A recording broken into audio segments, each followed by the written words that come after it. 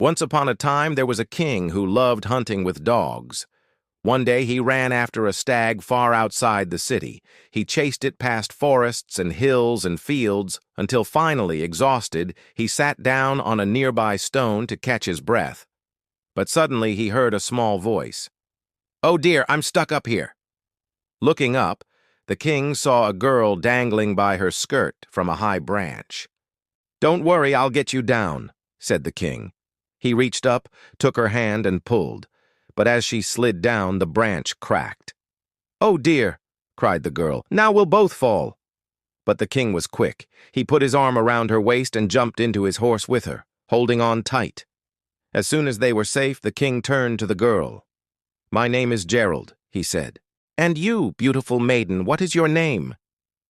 "I am Princess Mary," she replied, "and I live in the castle on the hillside.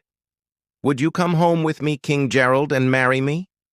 The king had certainly never dreamed he would marry a princess, but Mary seemed nice, so he said yes.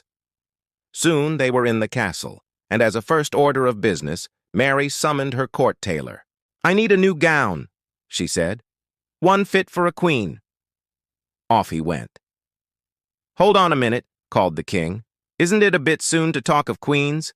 Don't you think we ought to get to know each other first?" "Oh, I'm sure we'll get along famously," Mary replied breezily. But when the tailor returned with her gown, Mary disappeared. The king waited a moment, then went in search of her. He found her in the great hall, seated on a throne surrounded by courtiers. "Oh, hello," she said, as if she hadn't noticed him. "Don't you think it's a bit soon for a coronation?" "Oh, I'm sure you'll love being queen," she said. Still, he felt uneasy. So when a servant offered him a drink, he said, "Could you get me a flagon of wine? Something strong, please." "Coming up," called the servant, and soon he returned with the biggest mug of wine the king had ever seen. The king drank a good bit of it, and suddenly everything seemed much better. "Hooray for Mary, our future queen," he shouted, and with that, he danced out of the hall. Later he told himself, "The king is mad. A king doesn't drink strong wine before dinner and then dance through the halls." Still, that night when he tried to sleep, he tossed and turned on his royal bed. Maybe I wasn't mad, he thought. And maybe a king needs a good stiff drink before dinner every once in a while.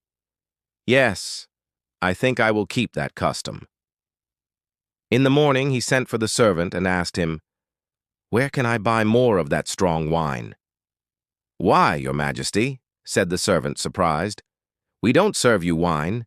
You're not allowed to have any in the castle. The princess never lets anyone drink anything but water. She says it keeps the skin fresh." "Princess?" said the king. Suddenly, he remembered and sat bolt upright in bed. "Where is that girl?" he demanded. "Who knows?" said the servant. "She hasn't been here since you came. Maybe she left. Who knows?" The king threw on his clothes. "Find her," he commanded, "and bring her back here right away." But no one had any idea where Mary had gone.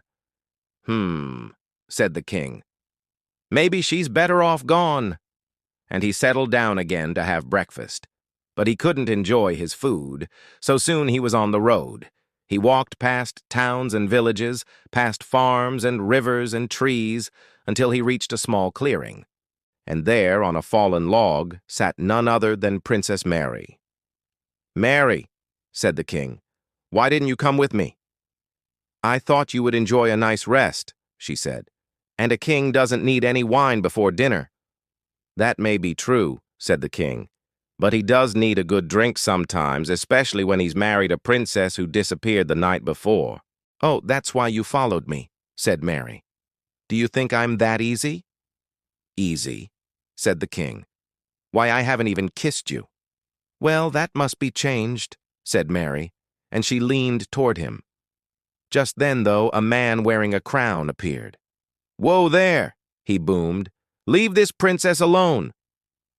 "Father," said Mary, "this is my husband, King Gerald." "Your husband?"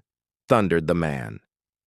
"So I heard, but I never gave my consent to this marriage. How dare you run off and marry a human without telling me? We only did it because you never let me spend a single waking moment with you.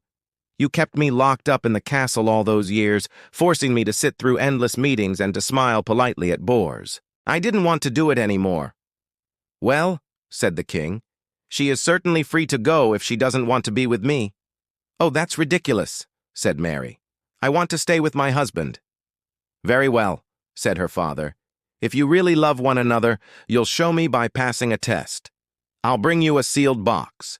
Inside it, you'll find something that will change you both. If you can love one another after that, you truly are meant to be." And with that, the king of the fairies vanished. "Wait," said the king. "Didn't you say I had to change her, or did I have to change both of us?" "Both of you," said the fairy king. And with that, he was gone. The king felt uncomfortable. Perhaps I should have insisted on marrying someone nice and human like Donna Lila from down the street. She's really sweet. But then he thought, no, I love Mary and I'll pass that test. It'll be easy. However, the next day when the king saw Mary again, he couldn't help but notice that she had grown beautiful, beyond his wildest dreams. She wore a gown made of moonlight and sprinkled with stars. Her hair shone like silver, her lips like coral, and her eyes twinkled like diamonds. "Well, it's your fault," said Mary. "You married a princess who disappeared the night before." "I suppose so," said the king, "but now I wish the change would happen to me. This old body looks awful next to her." When Mary's father reappeared, the king stood right in front of him. "Here's your box," he said. "Put it between you. Both of you can take something out if you want. Now get out of here, both of you. Go to the waterfall at the end of Rainbow Bridge, and there you'll become whatever you're destined to be." Then the fairy king was gone. "Well," said the king to Mary, "what shall I do? Should I change?" "Oh, no," said Mary. "You're perfect the way you are." But the king knew she